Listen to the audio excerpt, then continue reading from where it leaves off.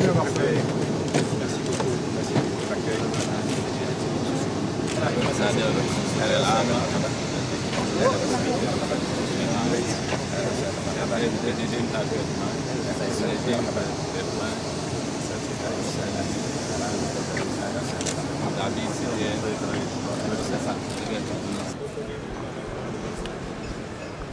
Avec plaisir. Allez, monsieur le maire. Oui, monsieur le président, monsieur le président. Monsieur le président, merci. S'il vous plaît. Merci beaucoup. Merci à tous le président. On n'est pas devant Notre-Dame.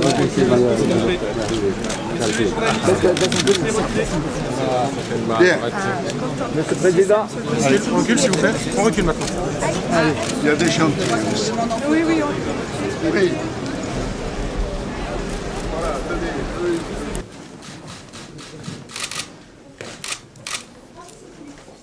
Celle où j'ai 25 ans. Voilà.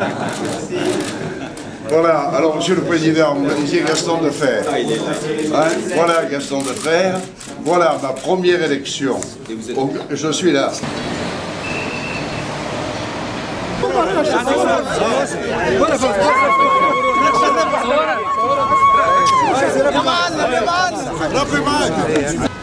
là où il nous manque une garde régionale. Hein. La garde républicaine, c'est l'allure. Nous, on aurait besoin d'une garde régionale qui rappelle... Ils ont demandé.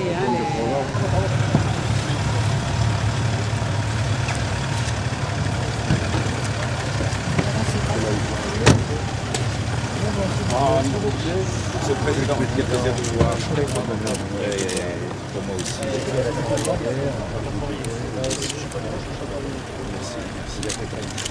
Merci à vous. S'il vous plaît.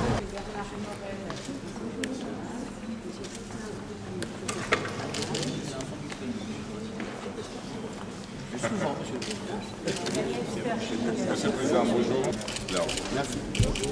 C'est un grand honneur pour nous de recevoir le Président. Et j'ai entendu hier un discours de lui formidable, qui vraiment a beaucoup touché la représentation nationale et ouvre une grande voie pour l'avenir. Sur mon bureau. Il sera en de bonnes mains. Il sera sur mon bureau à Carthage, parce que c'est un symbole effectivement de paix. Vous savez que dans le Coran, il n'y a que deux arbres qui sont cités dans le Coran, le palmier et l'olivier. Donc c'est un arbre sacré. Parfait.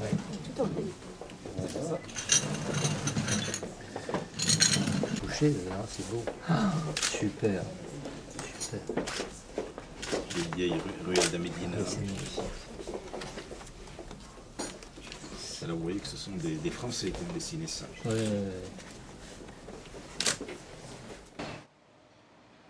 Monsieur le Président de la République, je remercie également les membres du gouvernement qui vous entourent, les ambassadeurs, consuls, monsieur le préfet, toutes les personnalités qui sont ici, et je remercie les journalistes d'être venus avec nos élus qui ont eu le plaisir et l'honneur de vous accueillir ce matin, monsieur le Président. Vous êtes, comme on dit en Tunisie, vous êtes ici en Provence, à Côte d'Azur, vous êtes ici chez vous, et nous espérons aussi voir sur vous.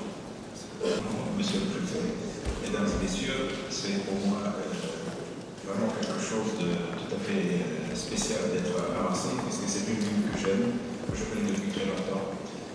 Je sais que beaucoup de mes compatriotes vivent et vivent bien, et c'est une ville qui nous fait face à côté de la Méditerranée, et elle compte beaucoup pour nous, et c'est la raison pour laquelle j'ai tenu absolument à m'arrêter à Marseille, pour signifier d'abord ma reconnaissance à cette ville, ma reconnaissance cette ville qui reçoit tant de nos compatriotes et qui vivent et qui travaillent, qui prospèrent, et exprimer aussi ma reconnaissance à toute la société civile française, dont beaucoup d'amis marseillais et Madame Carletti, qui est ici l'exemple même, aux lettres qui nous ont toujours apporté un mouvement démocrate des droits de l'homme, persécuté sous l'époque de Ben Ali.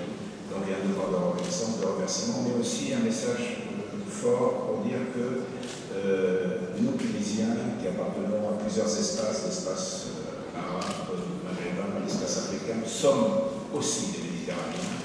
Et cette balance de notre identité est extrêmement importante. Et nous sommes méditerranéens maintenant plus de 28 siècles.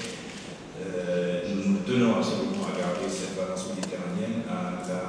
développer, à la protéger et à faire qu'elle fasse partie non seulement de notre passé, de notre identité ancienne, mais de notre futur. Et ceci, ça va se traduire, je l'espère, par des relations à la fois entre cités méditerranéennes, comme ça fait toujours le cas à travers l'histoire, mais aussi au niveau politique, puisque avec le président Hollande, nous avons évoqué la possibilité de relancer le 5+5.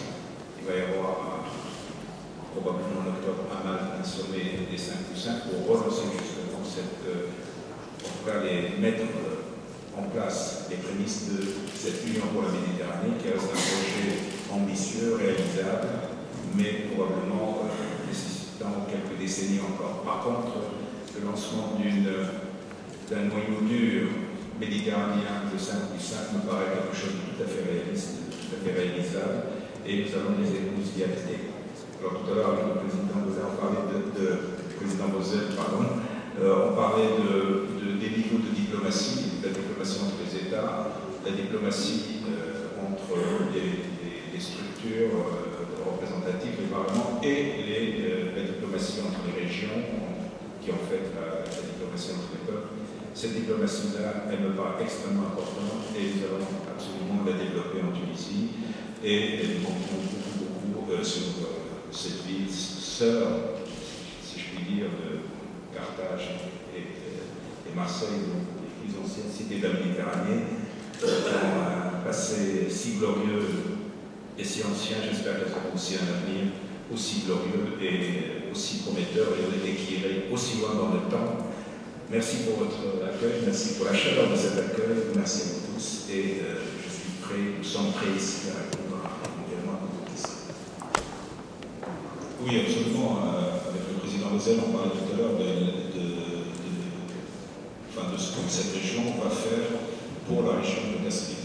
Donc il y a des programmes, il y a des projets, et pour moi ceci est extrêmement important parce que vous savez que la région de Castries est la région de la Révolution, et c'est une région qui est extrêmement qui a besoin d'investissement, et pour moi c'est important que ce soit la région qui soit là. C'est un appui très symbolique à la Révolution, c'est de dire, nous les Marseillais, nous qui avons inventé la Marseillaise, nous sommes avec la Révolution tunisienne, nous allons venir, si vous voulez, au niveau dans le berceau de cette Révolution tunisienne pour lui apporter l'orientation. Pour ce qui est de la situation de notre communauté en France, de façon générale, et à cette façon particulière, je crois qu'il n'y a pas beaucoup de problèmes. Certains ont été évoqués à très haut niveau, notamment le problème des retraites. Je sais que j'ai été touché par des représentants de nos concitoyens qui voudraient qu'on aménage ici en France un peu toute cette réglementation sur la retraite, qu'on ne soit pas obligé de revenir tous les 6 mois, ou que je ne sois pas contrôlé en permanence.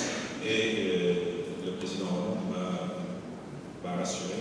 Il va réexaminer cette question dans l'intérêt justement de simplifier un peu la vie à nos chibènes, de leur simplifier la vie pour qu'ils ne soient pas obligés justement en permanence de vivre sous la crainte de ces contrôles. Et voilà. Sinon, pour le reste, tous les autres dossiers, les dossiers techniques sont bien gérés, sont en bonne voie. Il y a une très nette volonté de la part de la France officielle, de la part de la France des régions, de la France des sociétés civiles, d'aider notre révolution. Et donc, comme je le dis toujours, s'il y a un boulevard qui est ouvert devant nous, il s'agit tout simplement de le remplir en temps par